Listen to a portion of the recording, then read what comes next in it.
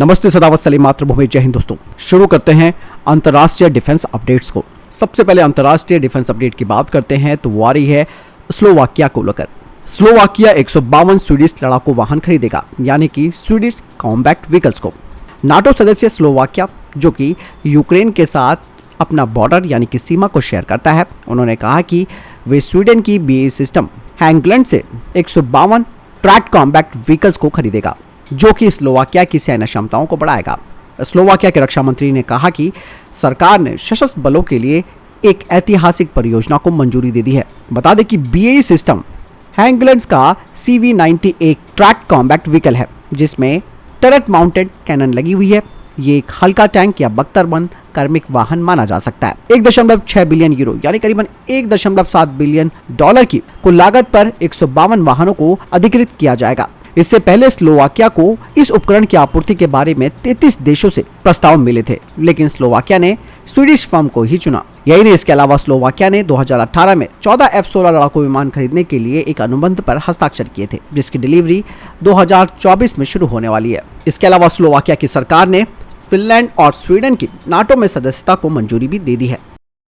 दोस्तों, अगली खबर की बात करते हैं तो तुर्की को लेकर आ रही है।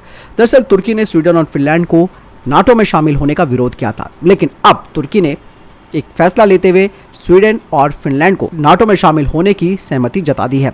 ये फैसला स्पेन की राजधानी मैड्रिड में आयोजित एक शीर्ष स्तरीय वार्ता के बाद लिया गया। रूस के द्वारा यूक्रेन पर हो रहे लगातार हमलों के बीच स्वीडन और फिनलैंड के लिए ये राहत देने वाली खबर है। बता दें कि तुर्की के राष्ट्रपति रजब तैयब एर्दोगन के कार्यालय ने कहा कि तुर्की को फिनलैंड और स्वीडन से जो चाहिए था वो मिल गया है। साथ ही ये भी कहा जा रहा है कि नॉर्डिक देश यानी कि फिनलैंड और स्वीडन कुर्दिस्तान वार पार्टी और अन्य कुर्द आतंकवादी समूह के खिलाफ लड़ाई में तुर्की के साथ पूरी तरीके से सहयोग देने पर सहमत हुए हैं।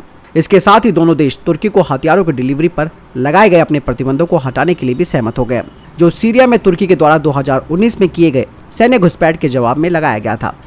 बढ़ते अगली खबर की तरफ, जो कि फ्रांस और मोरक्को को लेकर आ रही है। मोरक्को के रॉयल आर्म फोर्सेस ने फ्रांस से शेरपा टैक्टिकल व्हीकल और VL MICA anti aircraft missile system के शुरुआती बैच की डिलीवरी ले ली है। बता दें कि 2020 के समझौते के तहत 36 Sherpa light 4x4 tactical vehicles की आपूर्ति की जानी थी मोरक्को को।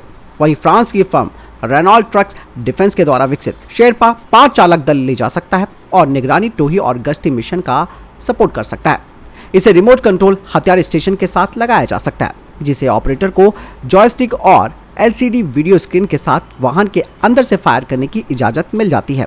शेरपा APC में एक विस्तारित चेसिस है, यानी कि एक्सटेंडेड चेसिस है, और ये बड़ा है, जिसमें ड्राइवर और कमांडर सहित 10 कर्मचारी हैं, और ये 110 किलोमीटर प्रति घंटे की रफ्तार से यात्रा कर सकता है और 1.5 मीटर गहराई तक पानी पार कर सकता है। इसके अलावा एंटी एयरक्राफ्ट सिस्टम भी मोरक्को को डिलीवर होना शुरू हो गया है। बता दें कि मोरक्को को हाल ही के हफ्तों में 2 VL माइका बैटरी मिली है। मिसाइल प्रणाली छोटी और मध्यम दूरी पर विमान, जहाजों और अन्य सैन्य प्लेटफॉर्मों को नष्ट और बेअसर कर सकती है। इसे या तो हीट सीकिंग वाले होमिंग हेड या फिर एक सक्रिय रडार के साथ लगाया जा सकता है, ताकि ये किसी भी गंभीर वातावरण में अपनी जबरदस्त परफॉर्मेंस दे सके। वहीं फ्रांसीसी मिसाइल निर्माता MBDA ने कहा कि VL माइका वैश्विक वायु रक्षा नेटवर्क के साथ एकीकरण की सुविधा भी प्रदान करता है। इसके अलावा इसकी तैनाती काफी आसानी से की जा सकती है, और यही नहीं, अधिक ऑपरेटरों की आवश्यकताओं को भी ये कम करता है।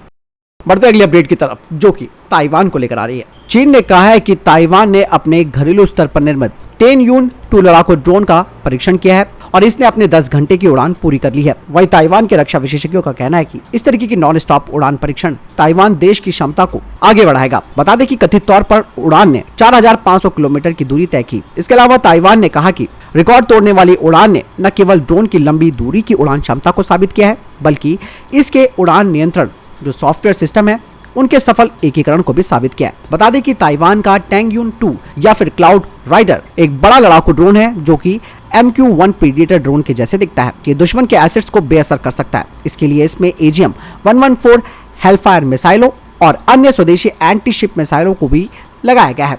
बता दें कि इस ड्रोन को कथित तौर पर देश के 4 US निर्मित जो रणनीतिक ड्रोन है उनके पूरक के लिए डिजाइन किया गया है। ताइवान पर अक्सर चीन का खतरा मंडराता रहता है। ऐसे में टैंग यून में दिन और रात में अच्छी छवि निगरानी, इलेक्ट्रॉनिक पैरामीटर टोही और इलेक्ट्रॉनिक इंटरफेरेंस से कई अलग अलग क्षमताएं हैं। दोस्तों, ताइवान को देखकर भी भारत को अपनी स्पीड बढ़ानी चाहिए सशस्त्र ड्रोन को लेकर।